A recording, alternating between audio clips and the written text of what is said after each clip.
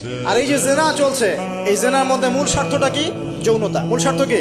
ছেলেও চায় মেয়েকে ভোগ করতে, মেয়েও চায় ছেলেকে ভোগ, এবং বলে না না এটা পবিত্র ভালোবাসা, আমরা বিয়ে করার জন্যই জেনা করেছি না, তাই না? বলে না আমরা তো বিয়ে করব, সমস্যা কি? ফ্রি মিক্সিং করলে কি সমস্যা? তাহলে বিয়ে যদি করবা তাহলে মেলামেশা বিয়ের পরেই করো, ব্যাস নিঃস্বার্থ প্রমাণ হবে।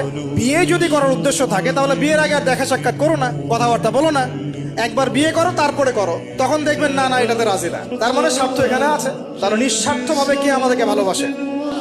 অতএব প্রিয় ভাইয়েরা এবং বোনেরা যারা শুনছেন লেকচার, নিঃস্বার্থ ভাবে যে সত্তা আমাদেরকে ভালোবাসেন সেই সত্তাকে ভালোবাসতে শিখুন। আল্লাহ পাক তৌফিক দান। কিন্তু আল্লাহ পাক কি আমাকে হারাম এই 14ই ফেব্রুয়ারির এই ভ্যালেন্টাইন্স ডেকে ভালোবাসতে বলেছেন?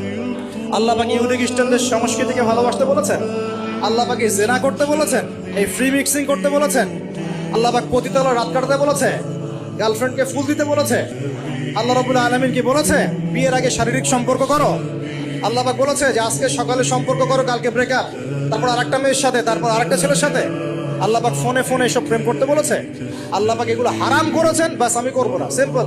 নিজের প্রবৃত্তি অনেক কিছু চাইবে, নিজের প্রবৃত্তিকে আল্লাহর সামনে আত্মসমর্পণ করার নাম হচ্ছে ইসলাম।